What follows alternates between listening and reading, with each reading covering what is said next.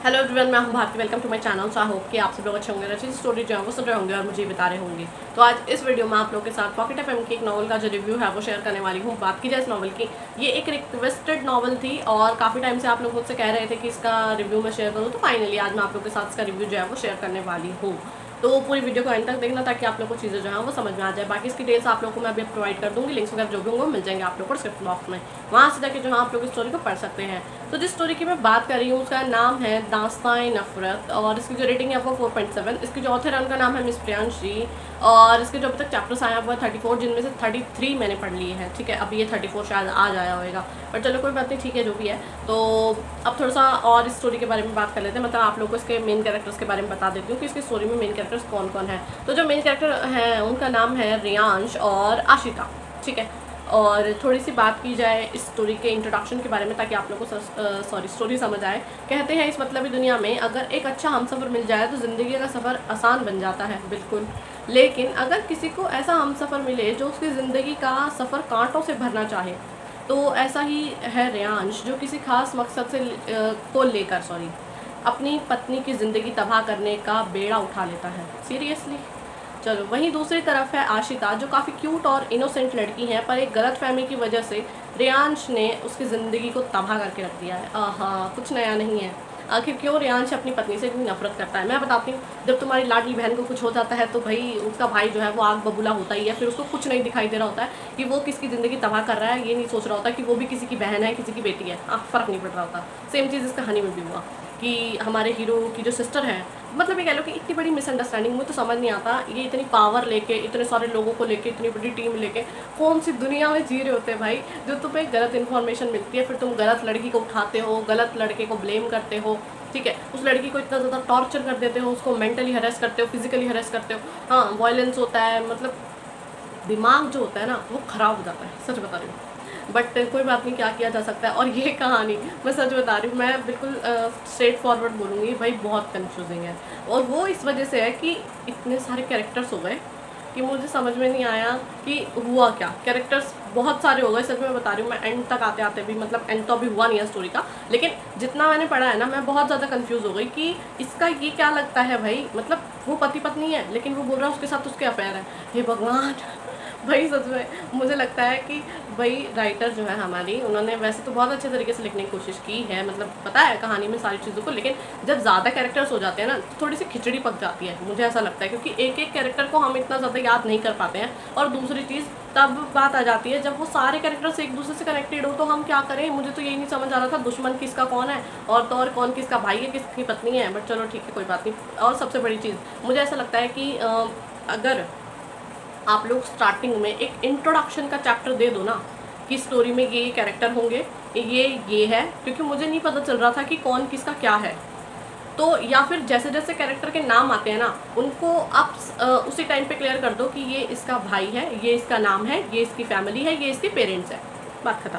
वो चीज़ बहुत सही रहती है। वरना ना मेरे को तो सच में समझ नहीं आया, मैं कई बार ऐसे हो गई कि यार ये दिव्या कौन है, और दिव्या है तो फिर ये लड़की कौन है, वंश कौन है, और मैं ऐसे सोच में पड़ गई थी थोड़ा सा। बट चलो कोई बात नहीं, इन सब चीज़ों से अलग थोड़ा सा हम स्टोरी के बारे में बात कर लेते हैं। तो स्टोरी में बेसिकली जैसा कि मैंने बताया कि यही ही चीज़ हुई है कि हमारे जो हीरो हैं उनकी बहन को किसी लड़के ने, मतलब ये कह लो कि डिच कर दिया। हाँ, और फिर जो चीज़ें हुई और तो और उनके साथ जो है, मतलब ये आप लोग को चीज़ देखने को मिलती है कि वो उनको बहुत ज़्यादा टॉर्चर करते हैं। फिर उन चीज़ों से निकल के जब वो, मतलब हमारे हीरो अपनी बहन से पूछते भी हैं, लेकिन वो सुसाइड करना जो है मतलब चूज़ करती हैं, वो नहीं बताती। कुछ चीज़ें होती है, शायद यार वो बहुत ज़्यादा मेंटली परेशान हो चुकी थी, ब्रेकडाउन हो गया था, तो इस वजह से वो जो है उस टाइम पे ये डिसीजन लेती हैं।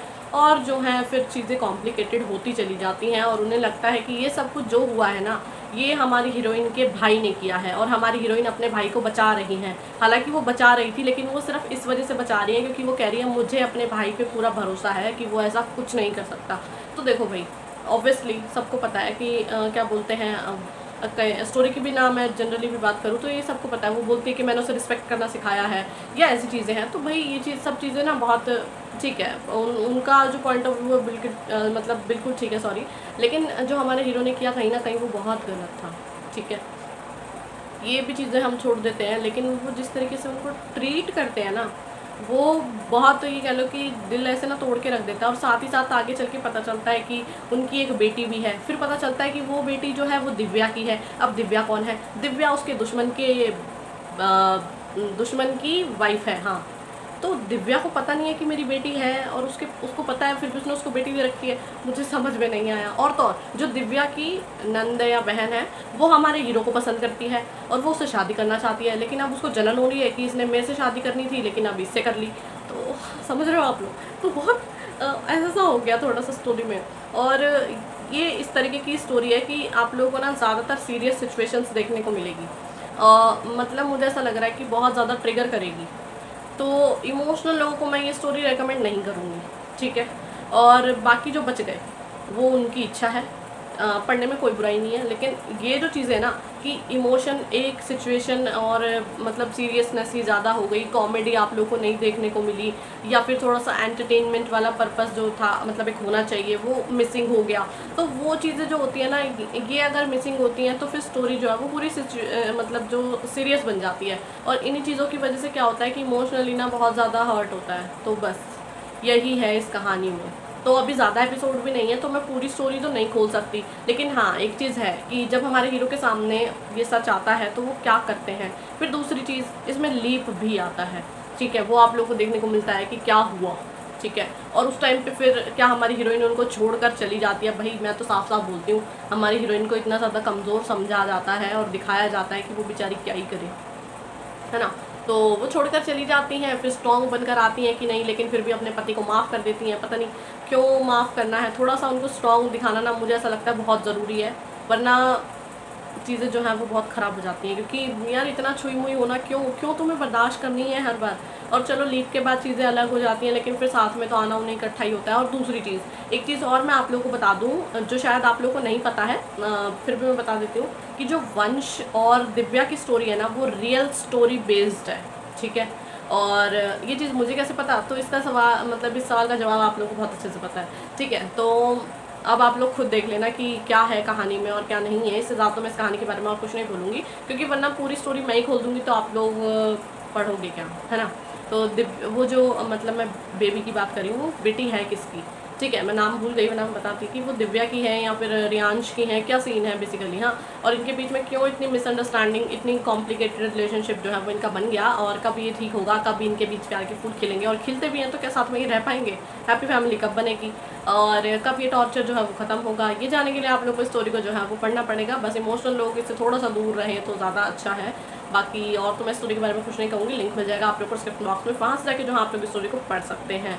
और मैं उम्मीद कर रही हूँ कि आप लोगों को मेरी वीडियो और मेरी रिव्यू जो है स्टोरी को लेकर पसंद आया होगा। तो अगर आप लोग को मेरी वीडियो पसंद आती है तो वीडियो को लाइक करना, चैनल को सब्सक्राइब करना बिल्कुल भी ना भूलेगा। और अगर आप लोग चाहते हैं आपकी फेवरेट स्टोरी नॉल बुक है फिर आपका मैं रिव्यू शेयर करूँ तो आप लोग मुझे कमेंट करके बता सकते हैं। जितनी जल्दी हो सकेगा मैं वीडियो लेकर हाजिर हो जाऊँगी। बाकी इमेजिनेशन तक रखना है, कुछ पॉजिटिव हो तो डेफिनेटली एडमायर कर सकते हैं। तो जब तक नेक्स्ट वीडियो आती है तब तक के लिए बाय एंड टेक केयर।